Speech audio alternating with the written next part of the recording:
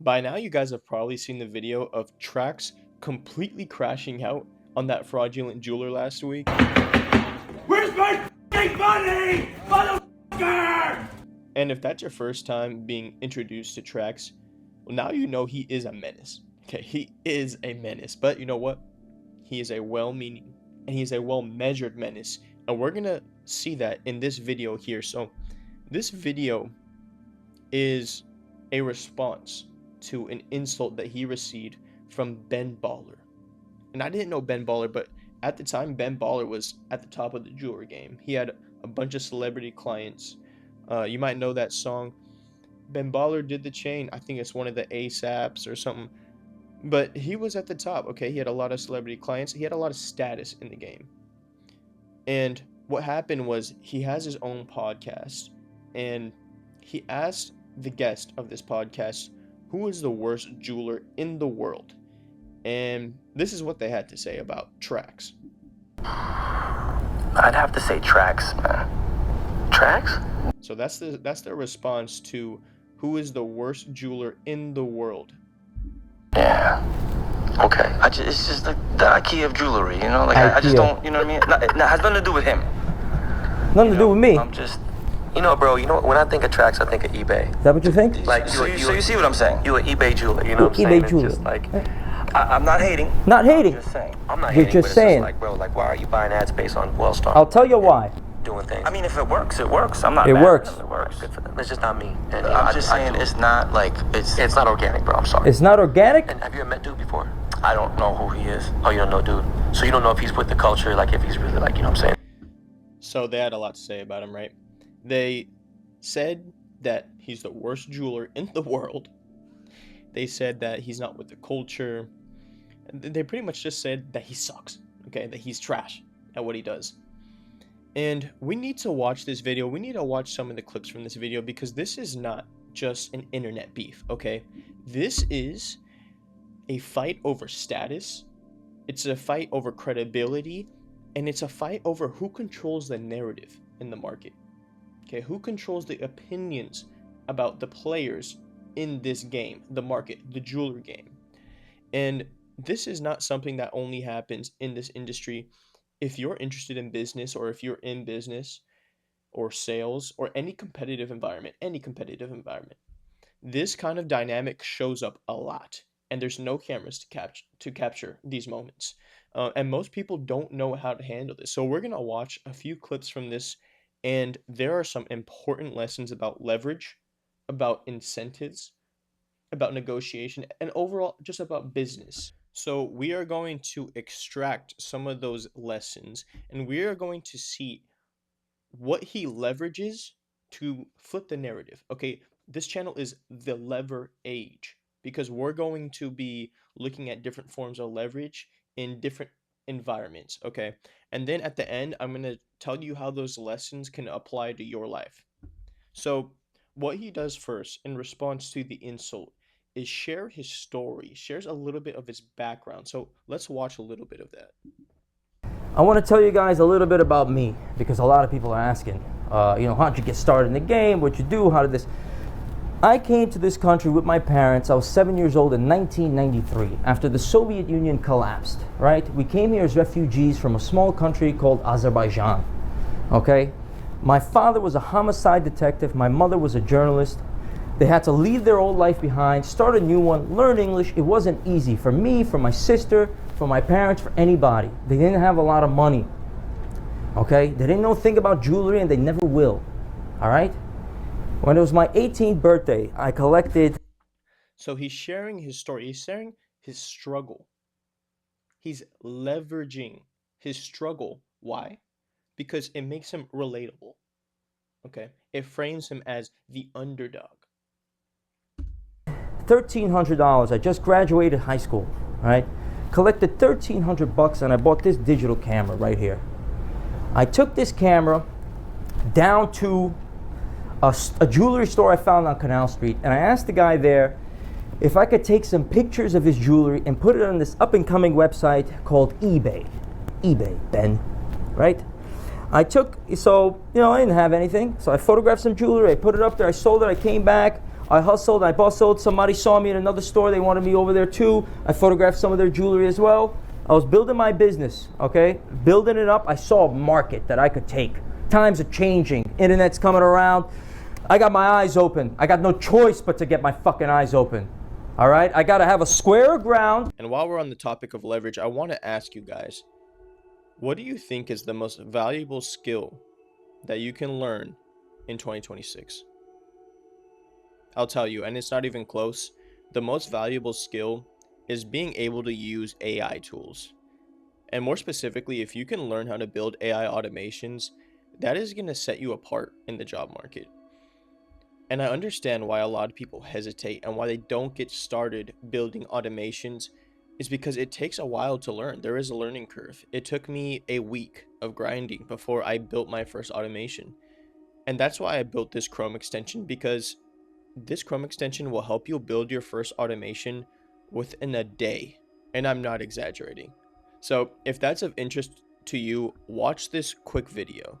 If you're trying to learn AI, or if you're trying to learn how to build automations, I'm going to put you on some game. Please do not buy a class or a master course on how to use AI tools. I'm sure you've learned that the best way to learn something is just to actually do it.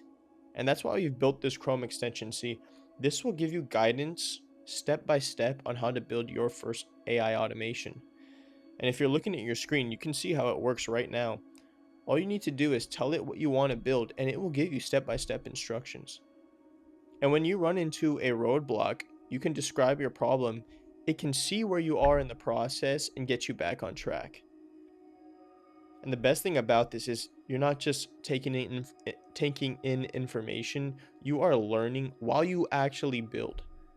So if this is something that might be of interest to you, look at the link in the description. That's going to have more details, and that will tell you how you can access this tool.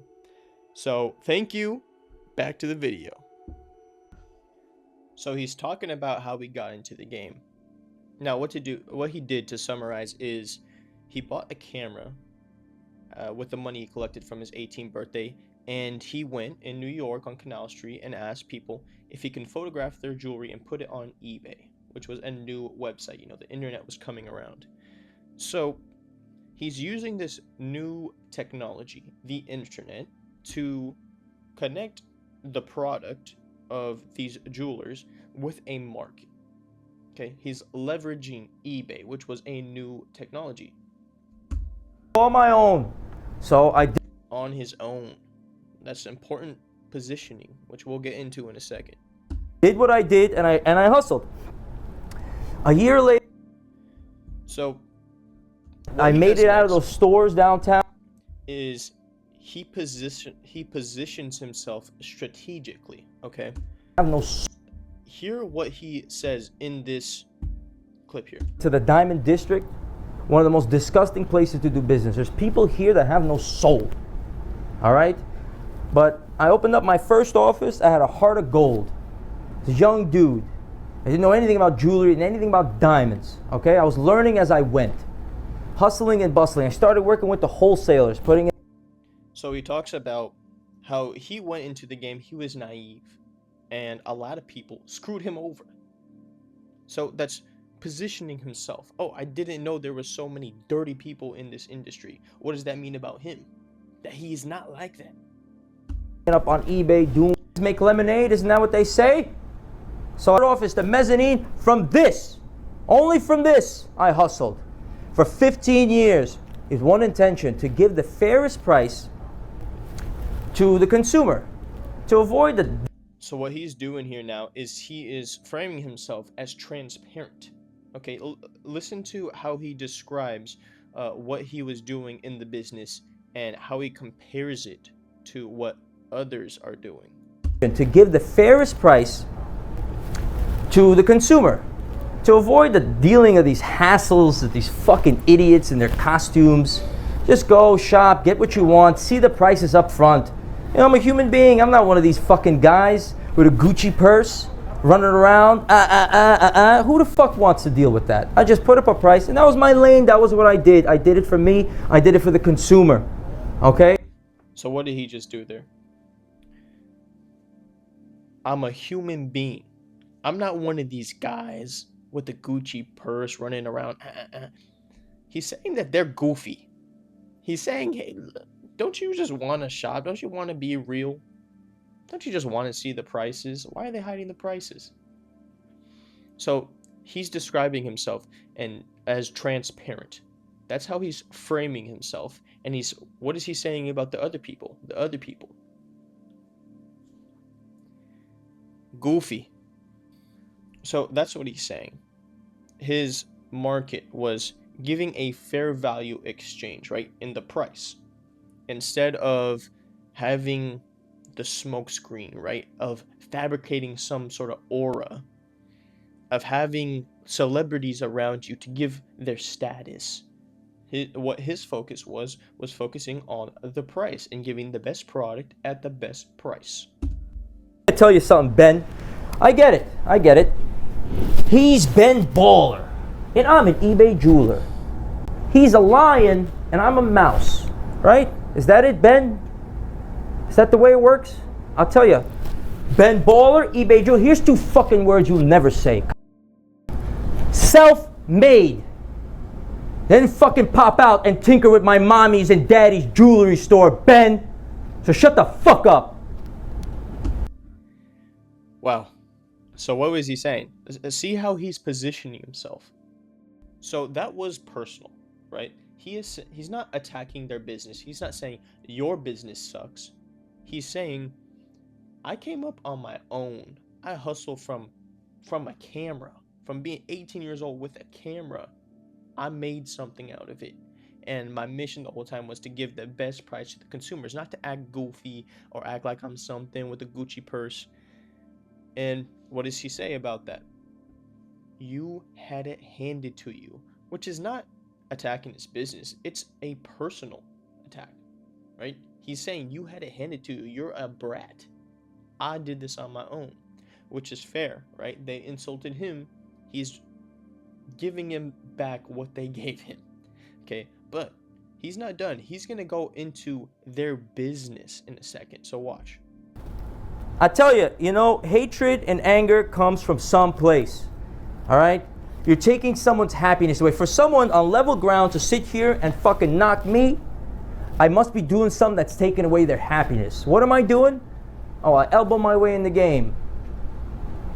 Educating consumers. Getting jewelry distributed around the world for amazing prices. Okay? That fucks with them. So they want to fuck with me. Now I'm going to fuck with them. Okay? I'm not here to fucking... So you see what he's saying, right?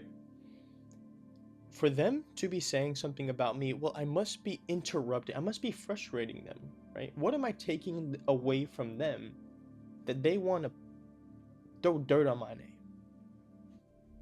Play games with anybody. The bottom line is this. People used to walk into Ben's store and he'd have a ring and he'd say... they say, how much is that ring? They say $5,000. And, 5,000, the customer would be like, yo, this guy's doing this business, this celebrity, that. I guess 5,000. I came along as a kid, and I put up a couple of pieces on eBay, and they come in with a piece of paper. A piece of paper says, yo, I found this same ring on eBay for $1,550. You selling it for $5,000? That's an eBay jeweler, man. You see celebrities. Come on, man. Buy it for $4,500. I got a Lambo I want to buy. Okay? So you see what happened, right? He undercut the market. They were able to charge these prices because they had this status. They had this aura because they had a bunch of celebrities around them. And they were doing all these big promo. And he comes around and he's able to sell things for very cheap because he's leveraging a new technology, eBay. He was able to connect with customers from all around the world and connect with a bunch of different wholesalers, and he could sell thousands and thousands of pieces. So he was able to sell for a much fairer price. But think about this. Ben was leveraging celebrities' image to bring value to his jewelry. But does a celebrity endorsing you, does that actually bring value to something? Does it make the chain more valuable? No, it doesn't. It's perceived. And that's how Trax undercut the market. And that's why he's saying, this is why they're mad at me. Because I exposed them. Okay? Years go by, now I'm educating people. It's a little harder to fucking pull that scam. Now I got the website, now I got the store, distributing the cost of business over lots of customers around the world to keep it cheaper for everybody. It's getting a little harder and harder and harder for this motherfucker to rip you off to buy more Lambos. Okay? The price, Ben, is $1,550. It's over. Not $4,000 or $5,000. Live off your fucking savings, bro. You're a baller. So he's dropping the game. They're mad because they can't charge those prices that they were charging you before. I'm coming around, I'm educating people.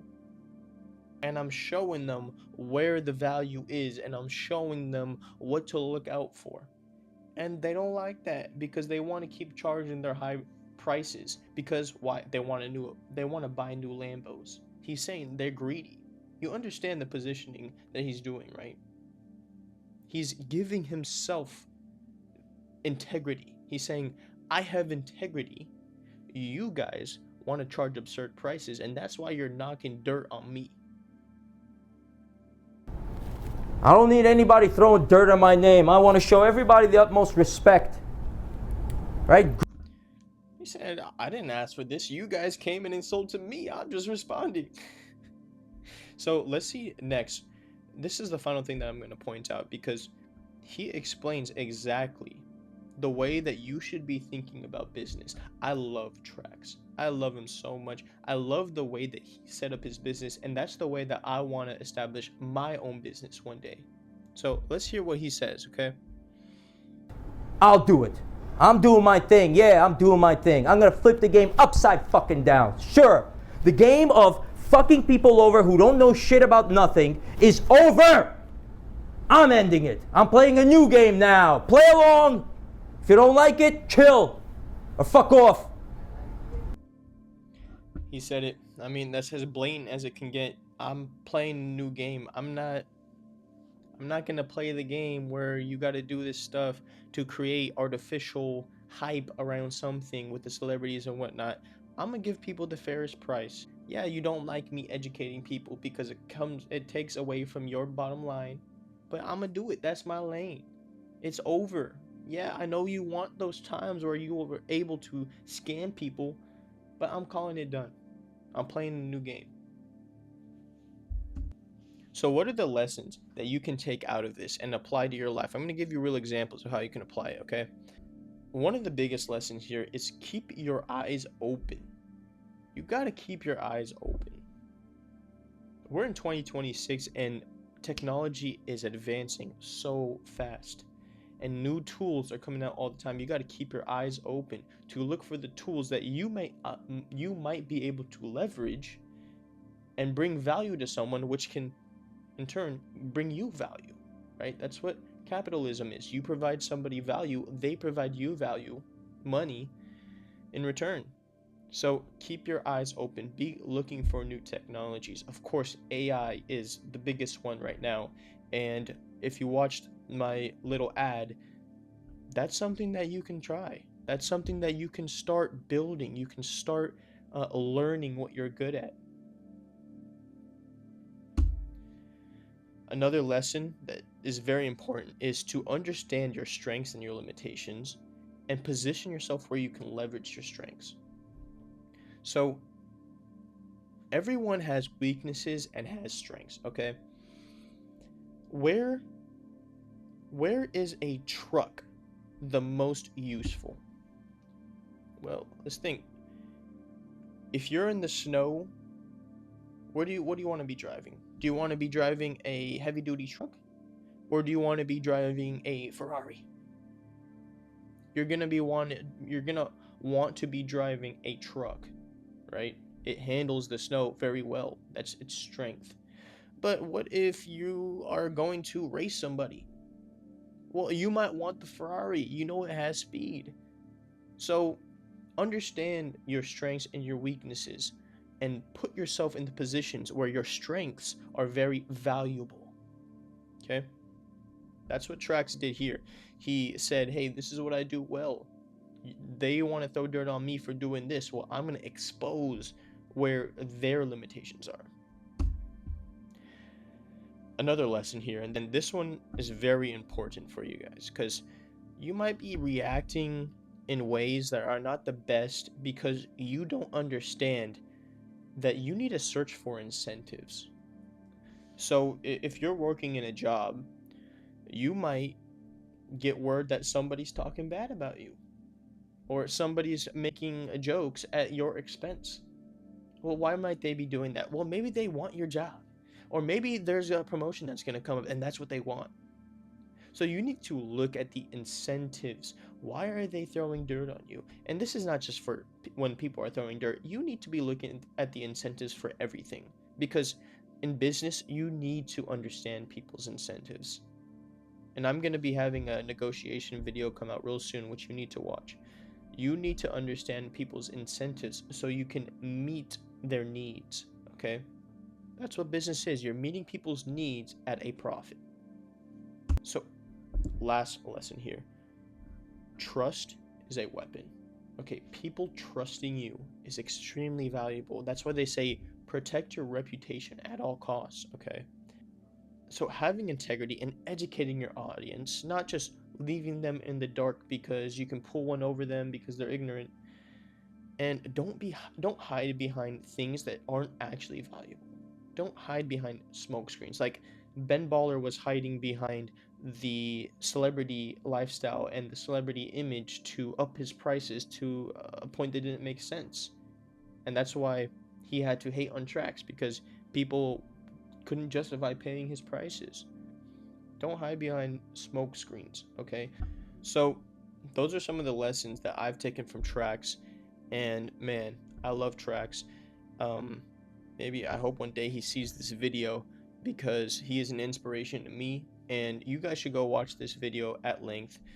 Make sure you check out that tool if learning AI tools and building AI automations is something that might be good for you and something that you can benefit from. And thank you so much. I'm going to be dropping more videos about negotiation, about incentives, about leverage. Okay, this is the lever age. Okay, we got tools at our disposal. How can we use them? All right. Thank you guys so much. I hope to see you in the next video.